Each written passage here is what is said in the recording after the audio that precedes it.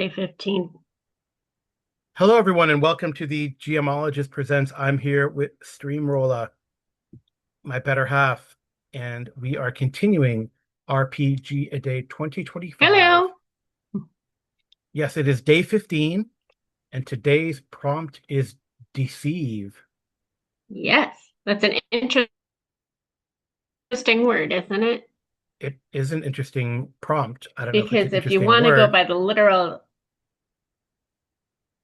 it's an interesting word because it can mean different things. It can Mhm. mean to cause someone to believe something that is not true, typically in order to gain some personal advantage, or it could mean that you are giving a mistaken impression to somebody or failing to admit to yourself that you've deceived yourself into thinking something.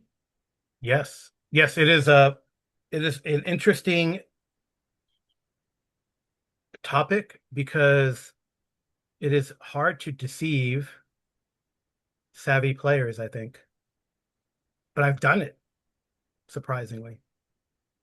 You And I you can give a have war done it, story. but I it's could, very easy. It's yeah, but it's very easy for a player to deceive themselves into thinking like a hook that you give them is the direction they should go. yeah, and it becomes complicated, especially in modern games, because they have skills that, like bullshit detector, which I think is the best name for rooting out a deception. It's a skill in Ashen Stars. It's a gumshoe system game where the deception roll or to detect deception is called bullshit detector. That's the best. But there is like deception to detect deception. In some games, there's perception to detect deception. Sometimes it's a opposed roll. And I think that's what's more fun to me is like role playing it out and seeing what the characters Hmm. believe or not. Although I guess at some point they can default to a role. But to me, the best example of that, and I don't think you can do this often, right? You can't do this constantly. You can't always have some NPC betray the player characters because it gets old, it gets annoying as a player, and then it becomes like I've heard comments like, "Well, this GM, you can never trust an NPC from this particular GM because he's always going to betray us in the end, or they're always going to betray us in the end." But you could use it once in a while, and once in a while it's pretty fun, and I think it keeps players on their toes. And then maybe the next time you don't have to betray or deceive the players. The best time, unless you have a war story for me, Mm-mm. the best Well, I, time, I don't know that it's a war story, but you can go ahead. well, war story is like, a tale from the gaming past. But with the home group, some time ago, we were playing Edge of the Empire using the Edge. It used to be Fantasy Flight, now the Edge system, the one with the fighty dice that people, uh, grognards especially, would complain about. But there is this, they went to this mining station, and the droids the droid said, they're pirates back there, you got to help us. They took all the and the droids were like powered down, or they were like whatever, and they turned on this like R2 unit droid or astromech droid, and it said, yeah, the pirates, they're hurting the peoples. They captured the peoples and left us and turned us all off, la la la.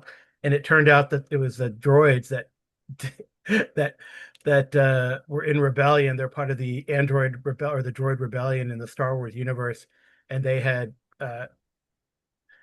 driven the miners slash colonists into the back of these mining caves, right? And their goal was to then steal the player's ship Mhm. and then get out of there. And the players, they didn't realize that until too late, and then they had to scramble back to fight these. All of a sudden, all the droids were up, and they had to fight them and stuff like that. And they don't know all of the permutations and the endings, so it was kind of funny. So they still to this day, although if they listen to this, maybe they'll be like, "Huh, maybe we got to go revisit that." But that was a game a long time ago. We haven't Mhm. played it for a while, but that was really awesome because I think they underestimated the droids. They didn't think, "Oh, they're just droids. They're not good." Yeah, of course they wouldn't lie, but they totally deceived them, which was great. Any any tales from your Oh gaming yeah. past, I Amy? mean, I yes and no. I mean, I think back to like Pendragon Hmm. when my character attacked, but she was attacking to try and save her love. Yep. So she had to deceive him Mm, to protect him. So, right. I mean, it's one of those sometimes your option to succeed is to deceive.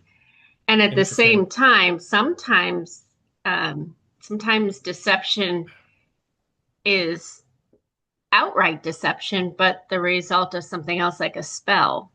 Like Yeah. I believe that there's magic spells that you can cast that either make an illusion in front of you so Hmm. that you think you see more than one of the same person. You're deceiving them into Yeah. fighting something other than you, Hmm. or even like the Jedi mind tricks where Right.